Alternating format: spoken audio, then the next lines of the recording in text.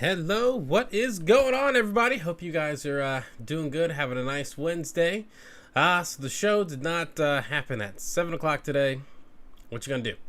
I got a day job, and sometimes I gotta do the day job. So yeah, didn't make it at 7 o'clock today.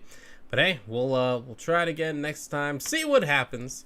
But as always, thanks for tuning in to Citizen Pete. Whether you're joining me live or if you are watching on delay, I very much appreciate you being here. On today's show, we are enjoying a nice, fine Stella Artois. Stella Artois. I enjoy Stella, but I do want to know why it seems like they get warmer than other beers. I don't know if this is just me, but I feel like I opened this up like a couple minutes ago, and now it's warm. I don't know why. It's been sitting in the fridge all day, but yeah, it's a kind of a bit of a warm beer. So at some point I might have to switch it up and get something else. But hopefully you guys are having a good old Wednesday, and as always, lots going on with politics. This Gamestop stuff is crazy. I'll get to that a little bit later. But first, some other things to talk about during the show, especially something that'd be very interesting to folks who are waiting on their next stimulus bill. And so, budget reconciliation. It's all that people in Congress seem to be able to talk about these days, as Democrats are eager to get another COVID stimulus bill done. But, it's not as simple as some people might want you to believe, and that's why we haven't gotten a stimulus together. But first, I'll be honest, a lot of people kind of are throwing out this budget reconciliation thing without actually saying what it was, and I was like, hey, you should probably explain that a little bit. So basically, budget reconciliation allows Congress to pass things with a simple majority of 50 votes. Democrats have 50 senators in office right now, with Kamala Harris being the tying vote there. Okay, so, but what does that actually mean? What does budget reconciliation actually mean? Well, reconciliation starts with the Congressional Budget Resolution.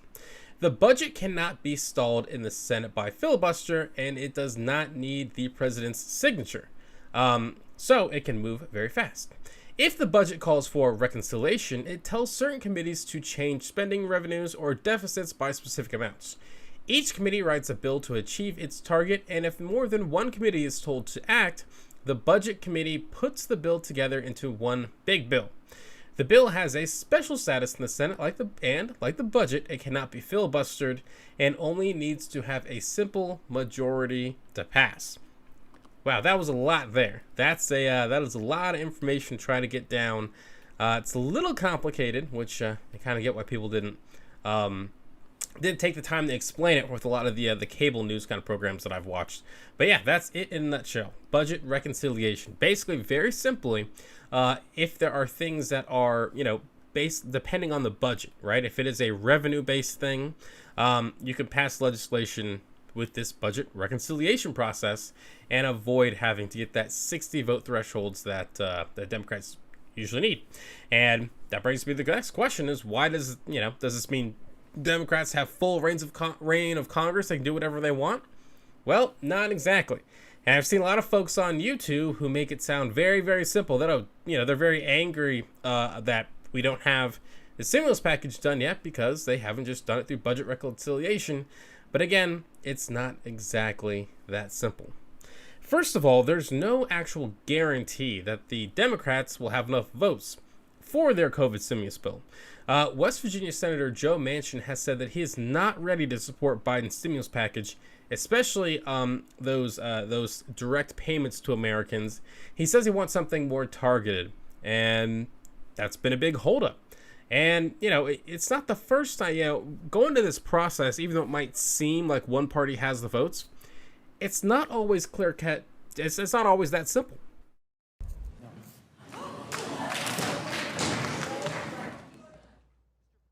Thumbs down, but Arizona Senator John McCain shook up the Senate in a late night vote. That no vote shut down Republican attempts to repeal Obamacare. That was then Arizona Senator John McCain giving the thumbs down and saving Obamacare by one vote. I'm sure Republicans didn't see that coming. And so one of the reasons why there's been this stall for this COVID bill is that, honestly, Democrats just don't have the votes to just ram it through. I guarantee just push that legislation through. They simply don't have the votes to guarantee it. Also, Biden himself could be a problem in this process. Sorry, little mispunch there. He wants a unified Congress and wants to pass bipartisan legislation. He doesn't want to start his presidency off by jamming a $1.9 trillion bill down Republicans' throats. Now, if the shoe was on the other foot, Republicans would absolutely have already done that, and they would have passed the stimulus bill weeks ago. But Democrats, unfortunately, always seem to find a way to not get things done as quickly when they're in office. It is the 27th right now, so Biden has only been president for 7 days, and it seems like a lot of people are upset that he hasn't done everything yet. Especially I've seen folks, I saw some folks on Twitter who were complaining that he hasn't done anything on policing yet, and I'm like, he's only been in office for a week. Give it some time. So hopefully they will eventually get this done. Biden has been getting a bipartisan group of senators to chat about the legislation to see if he can get it through with bipartisanship to start off his legislative agenda. But we'll see. I thought it would have happened a little bit ago. I'm a little worried it might take a little bit longer, but anyway, that's a little nutshell on budget reconciliation.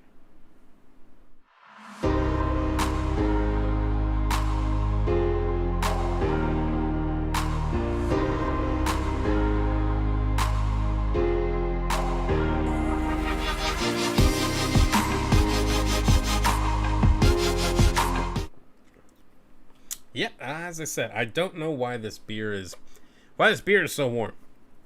I don't know. It's a bit of a bummer. I'm gonna have to grab it back up. But yeah, let's just keep rolling on through the show. So, Trump is embarking on a very unique strategy to avoid being convicted in the Senate in his upcoming impeachment trial. He's spending less time focusing on, finding lawyers to defend him or working on his legal strategy, and he seems to spend a lot more time threatening Republican senators who might vote against him. And honestly, it seems to be working. Just ask little Marco. If I had that next year you could be facing a primary challenge, right? There's talk that Ivanka Trump is interested in running against you. What do you think of that? But who can't? I mean, all of us are elected. Every single one of us can be primaried. Every single one of us can have a primary challenge. I'm not the owner of the Florida Senate seat. What would you think if it were Ivanka Trump? What would you think if it were she? I like Ivanka Trump very much. We work together very well. I've never heard her say that. And bottom line is that whether she's a resident of Florida, any resident of Florida who's 30 years of age can run to be the Republican nominee, can run to be the U.S. senator as an independent or as a Democrat. When I run for re-election, like any other senator, you have to earn the right to continue to serve the people of your state. I'm very proud of what I've done over the last 6 years, and especially over the last 4, working with President Trump during the campaign. And we'll talk about that. We'll point that out to people when the time comes to do that. But none of us are entitled to run unopposed. People have a right to run against you. And I've always anticipated that a Senate race in Florida is going to be tough. I've done it twice, and they were both tough. Yeah, that almost looks as awkward as the video of him drinking water from a couple of years ago. But if there's one thing Trump and his family are really good at, it's threatening people to get what they want, and it doesn't just stop with Ivanka Trump. Could former President Trump form his own political party? Well, the MAGA Patriot Party National Committee just filed paperwork with the Federal Election Commission. Former President Trump has now filed paperwork for his new Patriot Party, though it was probably someone else because, let's be honest, paper and work don't exactly seem like Trump's thing. But the message is clear. Vote against me and you will destroy the Republican Party. And as I mentioned before, it seems to be working. A few weeks ago, Mitch McConnell said Trump has committed impeachable offenses after the storming of the U.S. Capitol building on the 6th of January. But after Trump's recent threats to start his own political party, he may have changed his tune just a little bit. Mr. McConnell. No. That short clip there was Republican, now Minority Leader Mitch McConnell voting against the impeachment trial in the Senate, saying it was unconstitutional. In the end, 45 senators actually joined him in this vote, meaning that Trump's impeachment is likely dead on arrival in the Senate. There's lots of bad information out there coming out about the attack on the Capitol, but unless the GOP decides to find its spine, Trump will likely not be convicted and will be back in office potentially in 2024, or is definitely most likely to run for presidency then. But by taking this position on the impeachment of Trump, basically the Republicans have recommitted to the MAGA way of doing things and ensured that QAnon and all these other crazy things associated with Trump, and even maybe some of this domestic terrorism, will unfortunately be here to stay for a very, very long time.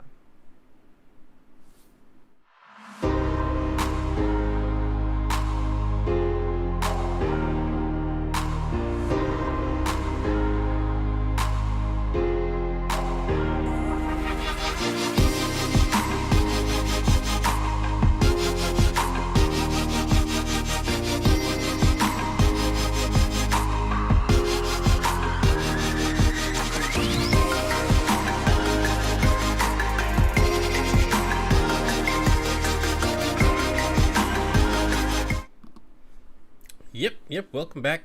If you haven't already, or if you are watching live, do me a favor, leave me a comment, man. You know, I know it's late, definitely later than I plan on doing the show.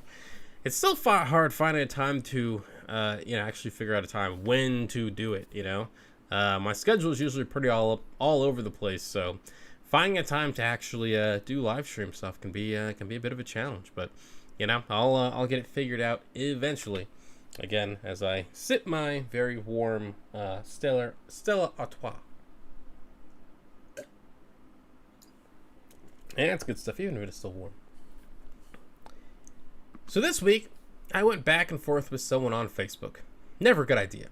But if you are on Facebook, or YouTube, or Twitter, follow me, Citizen Pete 101 on Facebook and Twitter. And hey, if you're on YouTube, you're probably following me already, but if not, do me a favor and subscribe. So I was talking about Trump and the Republicans and their failure on the COVID response, and I was accused of politicizing the virus, which is a interesting kind of attack, but okay, that's what I said. Politicizing the virus. But let's be honest, containing the pandemic really was Trump's biggest failure, and there are 400,000 now dead Americans who would absolutely agree with me on that point. And I think we're only just starting to learn just how really big of a failure this was, and how it was a failure of Trump's own creation. Whenever you'd watch Trump talk about the pandemic, it always seemed like he didn't really know what he was talking about. Take a look at some of these charts. I'd love to. We're going to look. Let's look. And if you look at death, It started to go up here's again. one. Well, right here, the United States is lowest. In numerous categories, we're lower than the world. Lower than the lower world? than What is that? Europe. In what? Look. In what? Take a look. Right here. Here's case death. Oh, you're doing death as a proportion of cases. I'm talking about death as a proportion of population. So at first I thought, it was all Trump's doing to change the charts like he did with the Sharpie back in the day. But now, I'm not so sure. I know that someone out there or someone inside was creating a parallel set of data and graphics that were shown to the president. I know what I sent up, and I know that what was in his hands was different from that. Who was doing that? To this day, I don't know.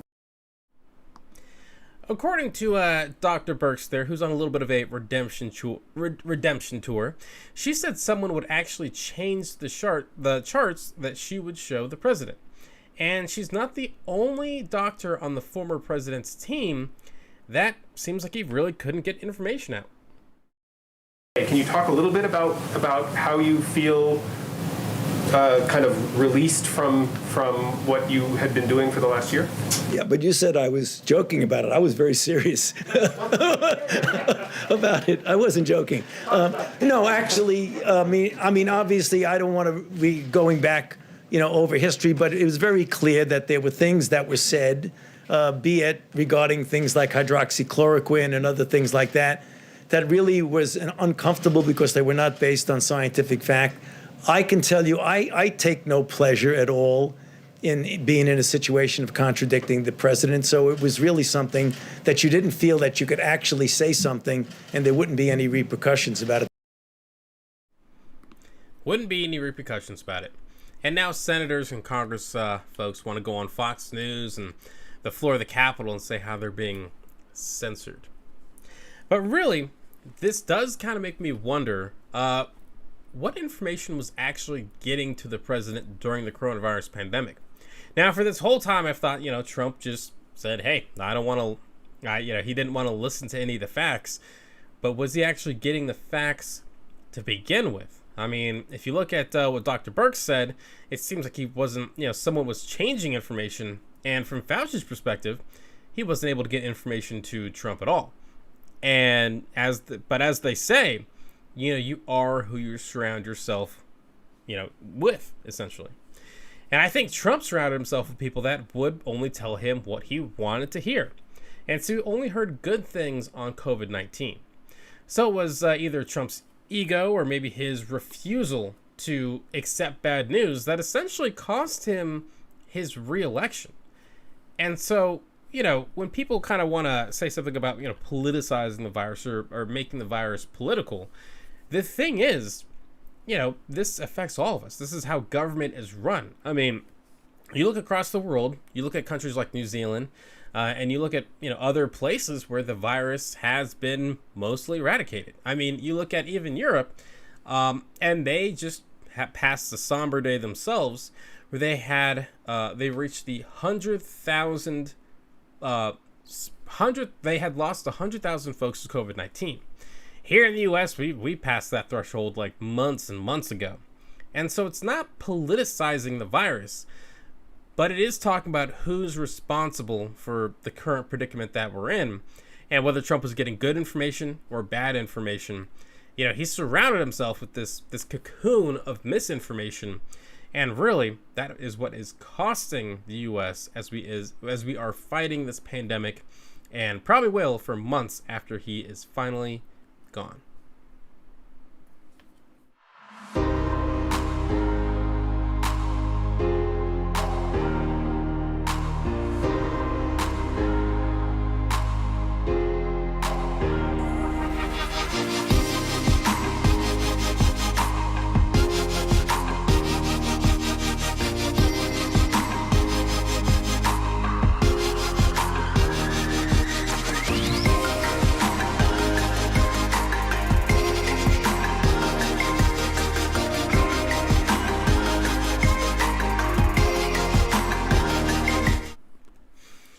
So we're giving up, y'all. Heading back to some good old whiskey. I've given up on the warm Stella Artois. No, it is good, but whiskey is even better. Especially as I talk this next story, because it's some family drama, and family drama is not fun. So Kellyanne Conway has gone from being the right-hand woman to President Trump, complete with her own office at the White House, to potentially facing child pornography charges. That's real, and so here's what I guess happened. The pictures from months ago, and I'm assuming that when my mom took my phone, anytime she's taken it, because she takes it all the time, she took a picture of that, so that was on her phone. And I guess she accidentally posted it or somebody hacked her, but nobody would ever have any photo like that, ever.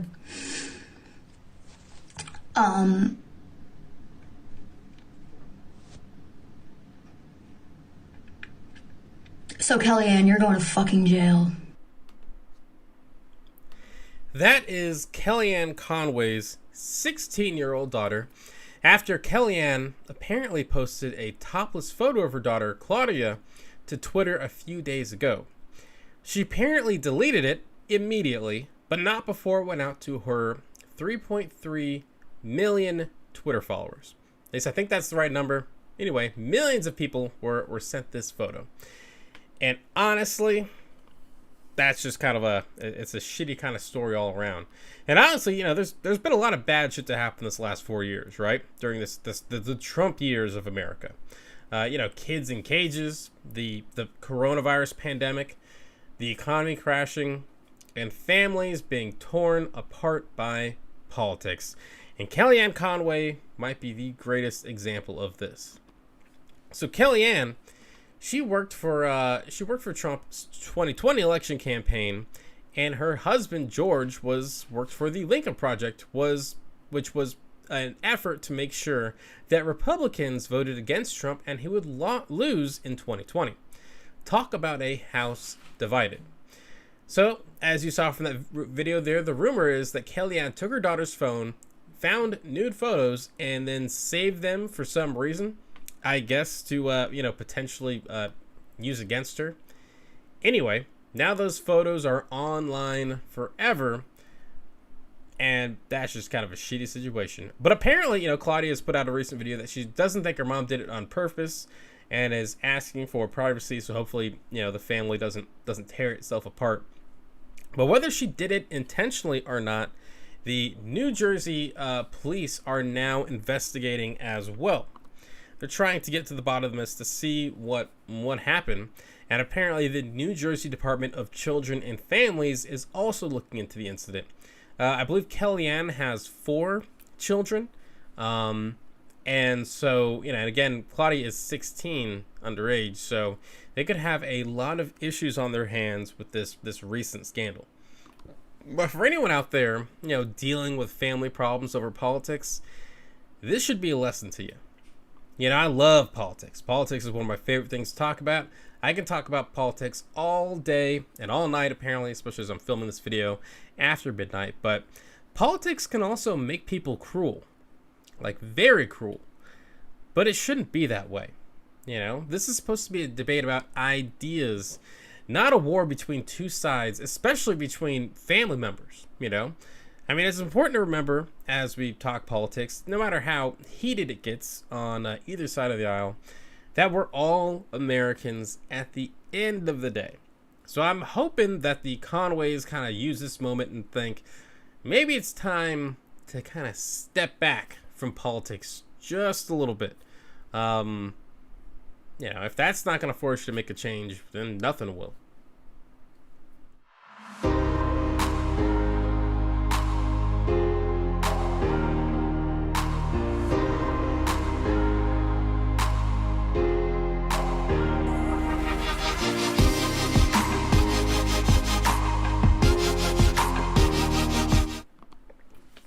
Cool. As we're starting to make the round the show on down, heading to the final stretch here, but still do have a couple more stories to do. But if you haven't already, do me a favor, like the channel, subscribe, leave me a comment, especially if you're into stocks. I'm hoping I'm getting all this right, but if I don't, let me know. But if you do buy or already own some Gamestop stock, well, you just hit the jackpot. In the meantime, video game retailer Gamestop is set to continue their head-spinning ascent today. Shares are now up more than 60% pre-market amid an ongoing battle between bullish day traders and hedge fund short sellers that have bet against the stock. GameStop shares have now risen some 700% year to date. I love the shit out of this story. And if you think, hey, well, this isn't a political story, you usually cover politics, just wait a second. And that video is actually a couple days old now. Stocks are now trading at, I believe, around $340. So they've gone up twice since that video. And so people making some good money. So GameStop, like many other retailers, has not been doing so good during the pandemic. a lot of box stores can't people have in because of COVID, obviously, and it also got hurt when the Sony PS5 and Xbox Series X decided to be sold only online, which is a huge bummer for in-person retail stores. But also, if you play these consoles, you know that if you want a PlayStation game, you can just download it online. Same thing with Xbox. But now, GameStop, it looks like, as we mentioned before, their stock is soaring. Here, currently trading at $347 a share, which is up 134% from yesterday. Holy cow! Yeah, if you got that stock, you done did good. But a lot of you guys are asking, and including myself, because I don't really follow stocks that much. You might be asking why. Why did this happen? Well, so as the stock price started going up after GameStop got a new guy on the board. Apparently, some investors thought he was going to maybe do good for the company. Well, the big hedge fund guys on Wall Street decided to make a quick bet against it to make some quick cash. Basically, they were betting money that the stock would go down. Well, some day traders on Reddit didn't like that plan very much, and so they have come together to make sure it was their opportunity to make sure the big guys got screwed this time around. Now, there is no word exactly on how much these hedge fund dudes lost, but it could be as much as $5 billion. $5 billion. And it's funny, I was hearing a lot about folks who are, considered typical day traders are considered younger. And I was listening to an economist talk about, hey, for a lot of these folks, they look at the stock market, they look at what happened in 2008, and they're like, hey, these guys got away with murder. And, hey, maybe people wanted to stick it to them just a little bit. Which is, again, why I love the shit out of this story. But unfortunately, the stock market is a lot like the casino business, and the house always wins. It's funny. In some cases, people think it's sort of funny how regular day traders could distort a stock price so much. But one wonders what they think about this at the Securities and Exchange Commission. Is it manipulation or is it just fair and square talking up a stock? It's fascinating. I know. There's a lot of mom and pop investors here that could be cheering at this moment and could end up in tears. And your point about the regulators here is absolutely pivotal for me. So if you did help blow this stock up, you might be getting a little mail from the SEC, which is bullshit. And honestly just shows just how corrupt this system is in the first place. I used to trade stocks back in the day. But yeah, that can be a money pit, and just you might as well be playing at a casino. But if you did make some cash, and apparently I've heard people have made some very, very good cash on this, consider investing in Citizen Pete. My Venmo's scrolling across down on the bottom of the screen there. Just help yourself. And if you got some of that GameStop money, hey, hook me up with PS5, Xbox Series X. I'd appreciate you.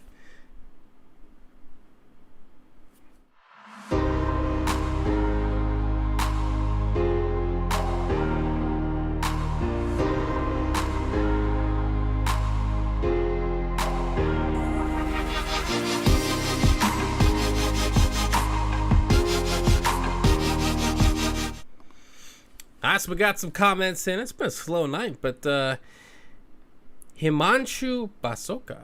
I don't know if I'm saying that right. Himanshu Basoka. What's up, man? I'm not sure what the NOK and the Rockets mean, but yeah. Did you make out on some? Did you make out on some of that GameStop cash? I mean, I would love to talk to someone who's able to get some money off this thing, cause heck yeah, man, I'm all about it. Like, Wall Street has spent a lot of time screwing America, and it's about time America started screwing with Wall Street a little bit, in my opinion. So, what's up, man? Thanks for checking out the show, and, let me know if you got paid, man. I would definitely hope so. So, as we roll into the last story of the night, it has been a very fun show. But, as they say, all good things do have to come to an end, unfortunately. But hopefully we are finishing the show on a good note. This is kind of a maybe a fun story to tell. because I'm not a big fan of the latest crazy person in the House of Representatives. Now, cheers to y'all. Anyway, as we continue throughout the show, do me a favor, like and subscribe to Citizen Pete. I would very much appreciate it, and I'll keep bringing you good content. So, QAnon Congresswoman Marjorie Taylor Greene might need to start looking for another job. According to the Washington Post, California Representative Jimmy Gomez says he will introduce a resolution to kick Miss Greene out of the chamber. With him saying, quote, in light of numerous reports revealing her repeated endorsements of sedition, domestic terrorism, and political violence, he is ready to kick her out of Congress.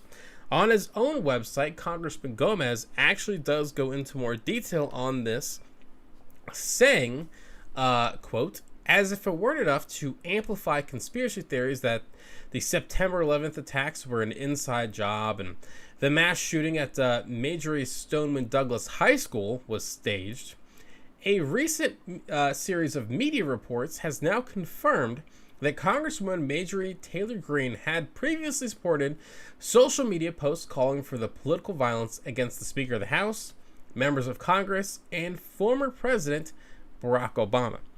And it doesn't explicitly say this in here, but I have heard some things about this that I can share with you. Yes, supposedly she supported putting a bullet into the head of Speaker of the House Nancy Pelosi. Now, you might not like Nancy Pelosi. You might not be a fan of the Speaker, and that's okay. But you just can't talk about putting a bullet in her head, as she is one of the most powerful people in the country and is the current Speaker of the House. It's kind of a little bit of a threat. And so the big question is, does this mean the QAnon Congresswoman is out? Well, not so fast. See, Miss Greene, she can be expelled from Congress with a 2/3 vote. But right now, Democrats are splitting the chamber with 222 votes to themselves and 212 votes to Republicans. They actually lost seats in the latest election back in November. And so they would need a lot of Republicans to join them. And they might just do that. Apparently, back before the campaign, or when she was first campaigning, Kevin McCarthy and Stephen Scalise, who are one of the top Republicans in the House, the upper echelon of leadership there, I believe Kevin McCarthy is actually the minority leader in the House, both campaigned against her. But they've been silent with some of these more crazy comments.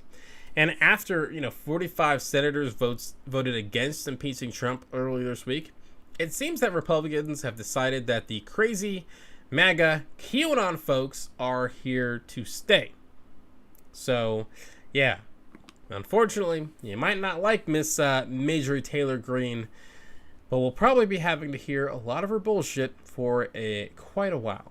But hey, at the rate she's going, she'll probably get banned by Twitter, so, she'll kind of go the way of the Trump, but we'll see.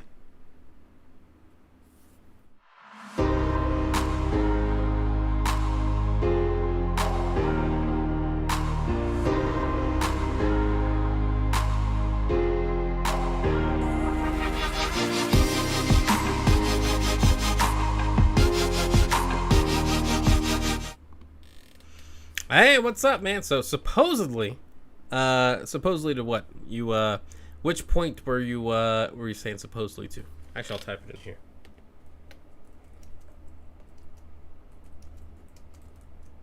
Oh, zombie gameplay. Oh, what's up, man?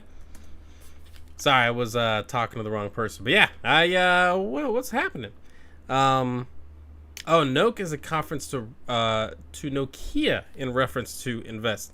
Hey man, I appreciate that. I am not as down with the investing lingo. I used to be really into stocks and trading, all that kind of stuff, but it's just it's a lot to keep up with. And it's one of those things doing like a political show. Like, I love politics. I can always keep up with politics, but stocks seemed like a kind of a bit of an undertaking, and I just don't have that much time, I guess. But Yeah, supposedly. I'd love to know what you mean on supposedly. And I do appreciate that you wish the best of luck on my political journey. I hope we do meet in the future. I always like trying to talk with folks from like different political backgrounds and see what they kind of think on things. And unfortunately, it does definitely probably seem like this is more of a Democratic leaning kind of show, but it's not by design. I am actively trying to get conservatives on this show all the time, and it's funny. It seems like people will type crazy shit on the internet, but I can never actually get people to come onto the show. We'll see. I might have one this Friday, but we'll see.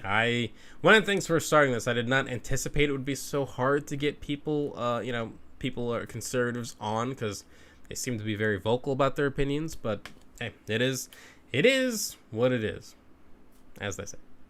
But hey, thanks so much for watching. Thanks so much for checking in. I appreciate you guys checking out the show. I'd say we'll be back on Friday at 7 p.m., but who knows at this point. I'm working on it, trying to get more consistent. But again, thanks so much for watching Citizen Pete.